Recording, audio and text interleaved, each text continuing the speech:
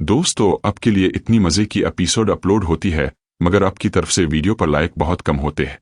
साथ साथ सब दोस्त वीडियो को लाइक और चैनल को सब्सक्राइब भी कर लिया कर, वो आपकी तरफ से सपोर्ट होती है, शुक्रिया। चलते हैं मेरी पार्टनर नावल की 7वें एपिसोड की तरफ। मैं सीट पर इस तरह पोजीशन लिए बैठा था कि दूसरों की नज़रों में आए बगैर मैं उन्हें देख भी सकता था और एक लम्हे के नोटिस पर भी किसी किस्म का एक्शन ले सकता था।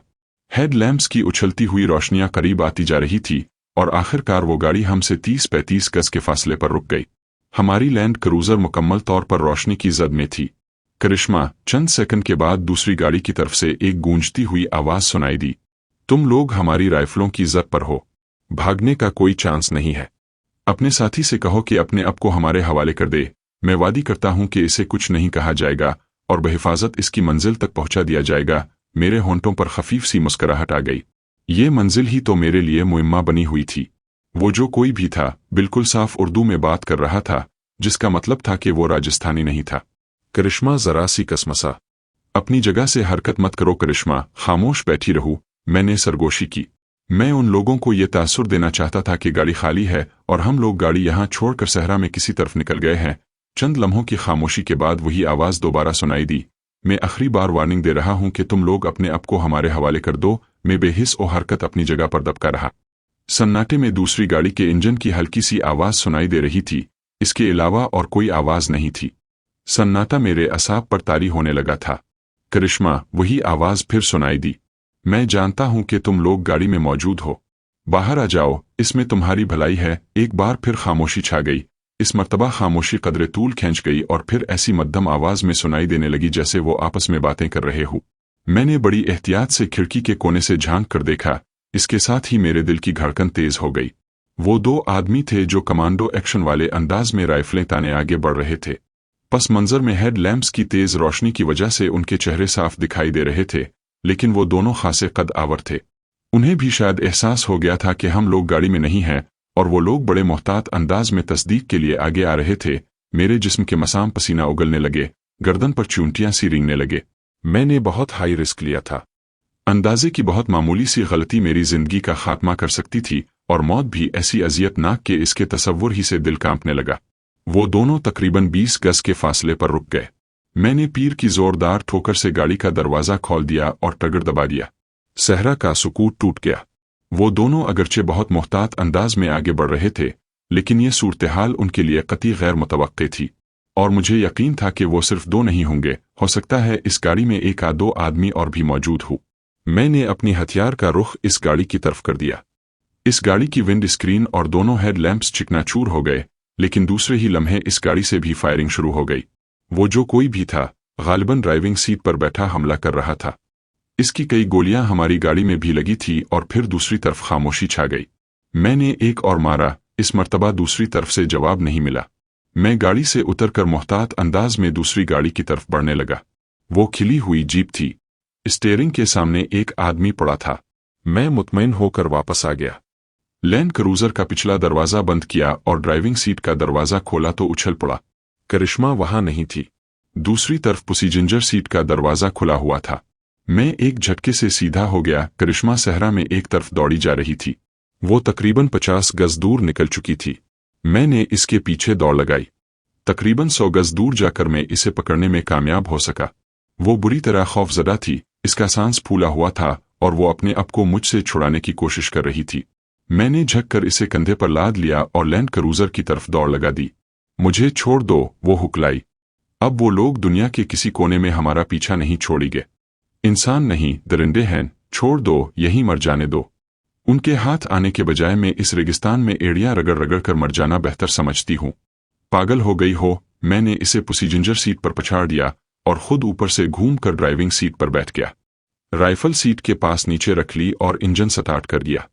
मुझे रास्ता बताती रहना, ऐसा ना हो कि हम सहरा में ही चक्कर लगाते रहे। इसने उधर उधर देखा और एक तरफ इशारा कर दिया। मैंने गाड़ी इसी तरफ मोड़ दी और रफ्तार बढ़ाता चला गया। वहां से रवाना होते वक्त करिश्मा ने रेत पर पड़े उन दोनों को भी देख लिया था। वो 3 थे, तीनों का काम हो गया था।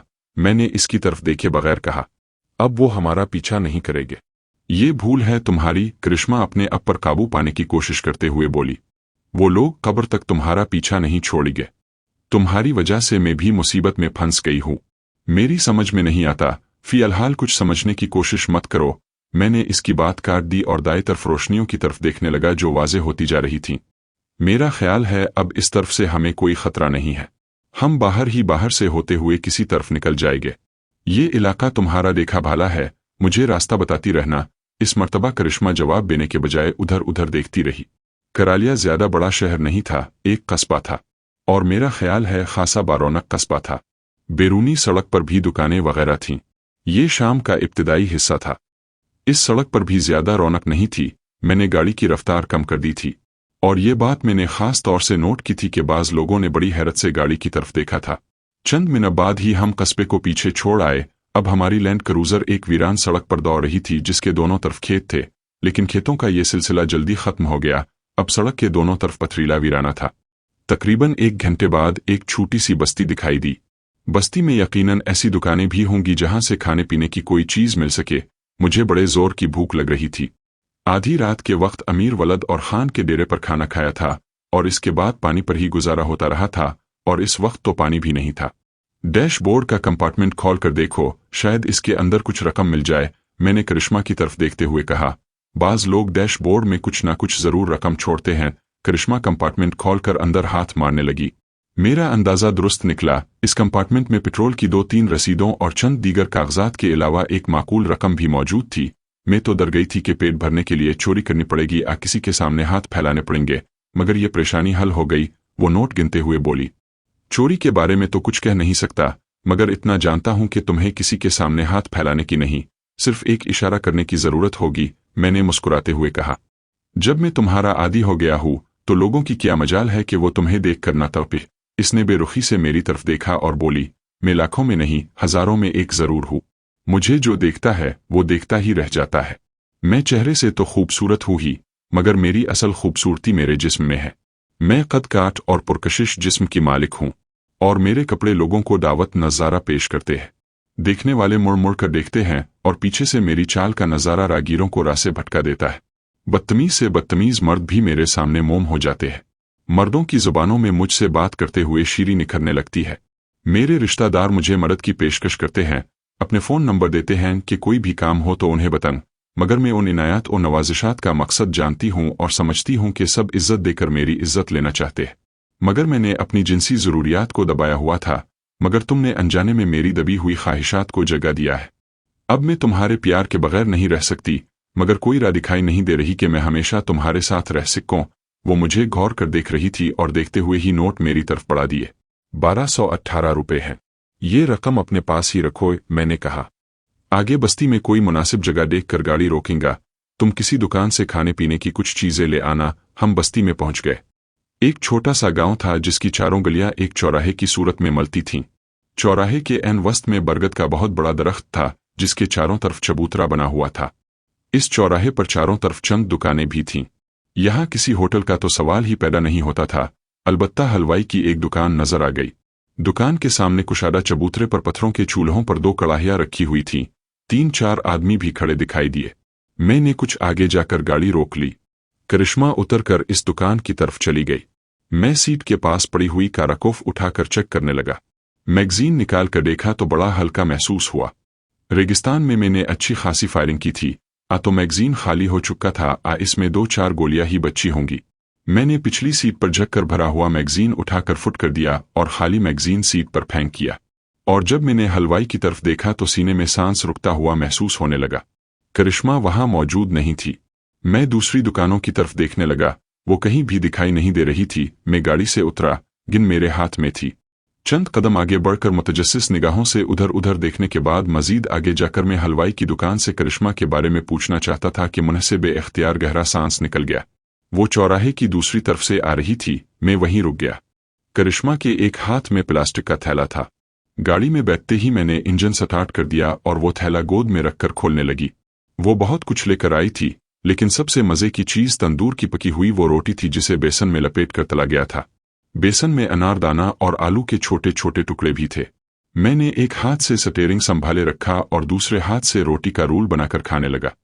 ये सड़क हमें कहाँ ले जाएगी? मैंने करिश्मा की तरफ देखते हुए पूछा। तकरीबन 3 मील आगे एक बड़ा कस्बा है, जहां से एक सड़क जोधपुर दूसरी माउंट अबू और तीसरी बाड़मेर से होती हुई जैसलमेर की तरफ चली जाती है। मेरा ख्याल है हम बाड़मेर की तरफ निकलेंगे, वो रास्ता हमारे लिए ज्यादा महफूज रहेगा। लेकिन क्या? मैंने सवालिया निगाहों से इसकी तरफ देखा। मुझे शुबा है कि उन्होंने फोन पर अगले कस्बे में अपने आदमियों को इत्तला कर दी होगी और हमें रोकने की कोशिश की जाएगी, करिश्मा ने जवाब दिया।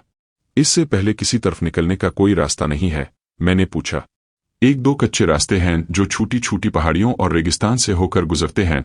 वो रास्ते ज्यादा महफूज नहीं हैं, लेकिन मजबूरी की हालत में ऐसे ही किसी रास्ते पर निकलना पड़ेगा, करिश्मा ने कहा। यह सड़क ज्यादा अच्छी नहीं थी, कहीं तो इतने बड़े बड़े गड्ढे थे कि मुतबादिल रास्ता इख्तियार करना पड़ता था और इसी वजह से गाड़ी की रफ्तार भी ज्यादा तेज नहीं थी। इस छोटे से गांव से हम कोई 7-8 मील का फासला तय कर चुके थे और वो कस्बा अभी तकरीबन 10 मील दूर था। ये अंदाजा तो हो चुका था कि वो बहुत खतरनाक लोग थे और उनके पास अपना बेहतरीन मवासलाती निज़ाम मौजूद था। वो हमें घेरने की हर मुमकिन कोशिश करेंगे, लेकिन मैं अब तक ये नहीं जान सका था कि मुझसे उन्हें क्या दुश्मनी थी। जो मुझे पाकिस्तान से अगवा करके यहाँ लाए थे और किसी खास जगह पर ले जाना चाहते थे, उनके कई आदमी मेरे हाथों मारे जा चुके थे और अब तो शायद वो मुझे जिंदा नहीं देखना चाहेंगे। करिश्मा भी मुझे उनके हवाले कर सकती थी। वो शायद यही समझे होंगे कि मैं करिश्मा ही की मदद से भागने में कामयाब हुआ हूँ। इस तरह करिश्मा इताब में थी और इसकी जिंदगी को भी खतरा था। मैं अब तक कोई हिकमत अमली तय नहीं कर सका था, सिवाय इसके कि दिफा करूं और उनसे छुपता फिरूं। अगर मुझे इस सारे हंगामे का पस मंजर मालूम हो जाता तो शायद मैं उन लोगों से निमटने के लिए कोई बेहतर हिकमत अमली तैयार कर लेता। करिश्मा मेरे साथ थी, लेकिन इसने अभी तक जुबान नहीं खोली थी। कौन लोग हैं और मुझे कहाँ और क्यों ले जाया जा रहा था? मैं ये सब कुछ सोच रहा था कि एक जोरदार धमाका हुआ और गाड़ी लड़खड़ा गई। मैंने जल्दी से ब्रेक पैडल दबा दिया। ड्राइविंग साइड का फ्रंट टायर बरस्ट हो गया था। मैंने इसे इत्तेफाक समझा था, लेकिन करिश्मा की चीख सुनकर डर गया। वो इस तरफ, इसने चीखते हुए इशारा किया। मैंने गर्दन घुमाकर इस तरफ देखा। सड़क से जरा हिटकर झाड़ियों में 2 आदमियों को भागते देखकर बात समझ में आ गई। टायर इत्तेफाकना बरस्ट नहीं हुआ था, इस पर फायर किया गया था और हैरत है कि मुझे गोली की आवाज सुनाई नहीं दी थी। और फिर इस लम्हे एक गूंजती हुई आवाज मेरी समाज से टकराई। तुम लोग हमारी जद पर हो, हाथ उठाकर नीचे उतर आओ, वरना गाड़ी समेत तबाह कर दिए जाओगे। मैंने सीट के साथ रखी हुई राइफल उठाई और करिश्मा की तरफ देखते हुए सरगोशी की। नीचे हो जाओ और जैसे ही फायरिंग शुरू हो, दूसरी तरफ का दरवाजा खोल कर नीचे उतर जाना। अब मैं दूसरी तरफ झाड़ियों की तरफ रुख करके चीखा, हम नीचे उतर रहे हैं, खाली हाथ हैं, गोली मत चिल्लाना। कोई गलत हरकत की तो जिंदा नहीं बच सकोगे। एड़ियों की तरफ से वही आवाज सुनाई दी। मेरा मकसद पूरा हो गया था। मैंने एड़ियों में 2 ह्यूलों को देखा था और अब पता चल गया था कि वो सिर्फ 2 ही थे और मुझे आवाज से कम से कम एक की पोजीशन का अंदाजा हो गया था। मैंने दरवाजा खोल दिया और जमीन पर पैर रखने से पहले ही ट्रिगर दबा दिया। इसके साथ ही मैं सीट से कूद कर बाई तरफ छलांग लगा दी। झाड़ियों की तरफ से चीख की एक खौफनाक आवाज सुनाई दी और इसके साथ ही जवाबी कार्रवाई शुरू हो गई। बहुत जल्द अंदाजा हो गया कि यह कार्रवाई सिर्फ एक आदमी कर रहा था, जिसका मतलब था कि दूसरा निशाना बन चुका था। सिर्फ एक आदमी रह गया था। मैं लैंड क्रूजर की आड़ में हो गया। करिश्मा सीट से उतर कर गाड़ी से टेक लगाए खड़ी थी। झाड़ियों की तरफ से हो रही थी। इस तरफ गाड़ी की खिड़कियों के शीशे चिकनाचूर हो चुके थे और मुझे यकीन था कि इस तरफ से गाड़ी के दरवाजे भी छलनी हो चुके होंगे। मैंने जेब से हथियार निकालकर करिश्मा के हाथ में थमा दिया। वो मौका पाकर मेरी पीठ में भी उतार सकती थी, लेकिन इसे सूरत-ए-हाल का अंदाजा हो चुका था और मुझे यकीन था कि वो मेरे साथ गद्दारी नहीं करेगी। इस तरफ से इक्का दुक्का फायर करती रहूं, मैं इस तरफ से देखता हूं। मैंने करिश्मा को इशारा किया और गाड़ी की आड़ लेकर झाड़ियों की तरफ करने लगा। ये मुकाबला ज्यादा देर तक जारी नहीं रह सका। एक हियोले को एड़ियों से निकलकर टीलों की तरफ भागते देखकर मैंने निशाना खोल दिया। मैंने भी इस तरफ दौड़ लगा दी। मैं इसके सामने खड़ा हो गया। इस शख्स ने मेरे सामने दोनों हाथ जोड़ दिए। अगर तुम मेरे होने वाले बच्चों को यतीम और बीवी को बेवा कर देते तो क्या होता? मैंने इसे लात मारते हुए कहा और फिर इससे मुख्तलिफ सवालात करता रहा। वो सिर्फ 2 आदमी मोटरसाइकिल पर यहाँ आए थे, आगे भी कई मकामात पर नाकाबंदी की गई थी। मैं ऐसे किसी आदमी को छोड़ने के हक में नहीं था जो मेरी जिंदगी का चिराग गिल करना चाहता हो। झाड़ियों में छपी हुई मोटरसाइकिल स्टार्ट करने में ज्यादा दुश्वारी पेश नहीं आई। मैं मोटरसाइकिल सड़क पर लाकर स्टार्ट करते हुए चीखा, करिश्मा जल्दी से बैठ जाओ, हमें फौरन यहाँ से निकल जाना चाहिए। करिश्मा मोटरसाइकिल की पिछली सीट पर बैठी, लेकिन दूसरे ही लम्हे उतरकर लैंड क्रूजर की तरफ दौड़ गई। चंद सेकंड बाद वापस आई तो इसने वो प्लास्टिक का थैला उठा रखा था जिसमें खाने पीने की चीजें थीं। वो सीट पर दोनों तरफ पैर रखकर बैठी थी। मुझे बहुत मजा आ रहा था और मैं जानबूझकर मोटरसाइकिल को गड़े में मार रहा था। जिसकी वजह से करिश्मा किसकर मुझे झपट लेती थी और मुझे बहुत अच्छा लगता था। कोई और मौका होता तो मैं इस खुशगवार सूरत-ए-हाल से ज़रूर लुत्फ़ अंदोज़ होता, लेकिन इस वक्त तो हम दोनों की जान पर बनी हुई थी। इस शख्स ने बताया था कि आगे जगह जगह रोड ब्लॉक थे, ताकि अगर हम एक जगह से निकलें तो दूसरी जगह रोकने की कोशिश की जाए। मैंने मोटरसाइकिल की बत्ती नहीं जलाई थी, रफ्तार भी तेज नहीं थी। मेरी नज़रें सर्च लाइट्स की तरह दाएं बाएं घूम रही थी और फिर अचानक ही मैंने मोटरसाइकिल दाएं तरफ एक कच्चे रास्ते पर मोड़ दी। पथरीला रास्ता गैर हमवार था और इसके दोनों तरफ टीले थे।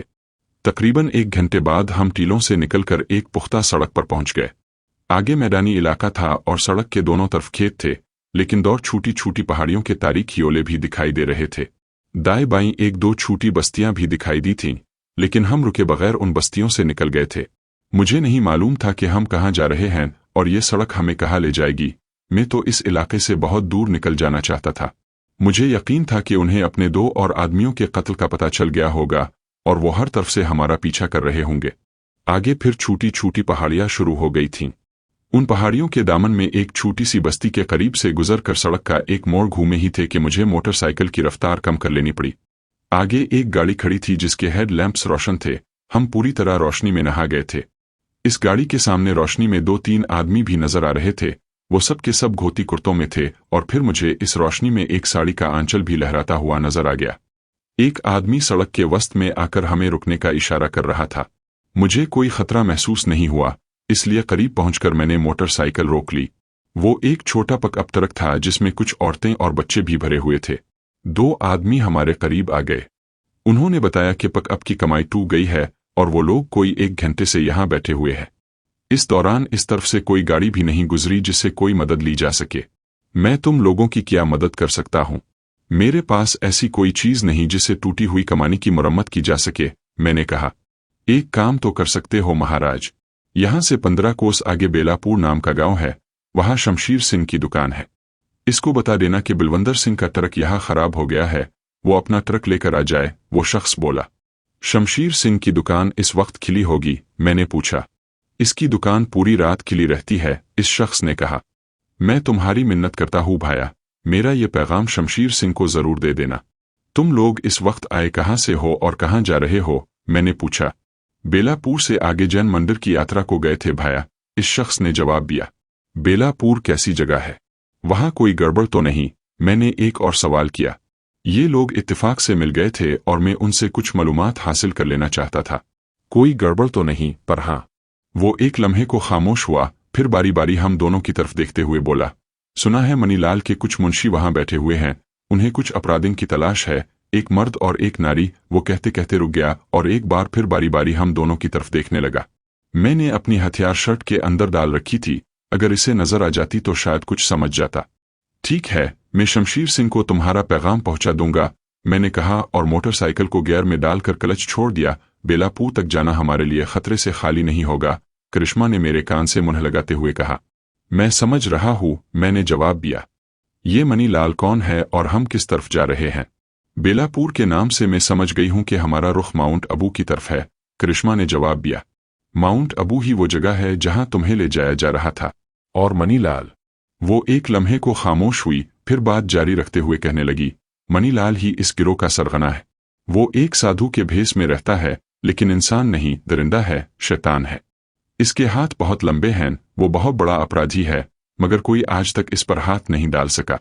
पुलिस के बड़े बड़े अफसर इसके नाम से ही कांपते हैं, बड़े बड़े लोग इसके इशारों पर नाचते हैं।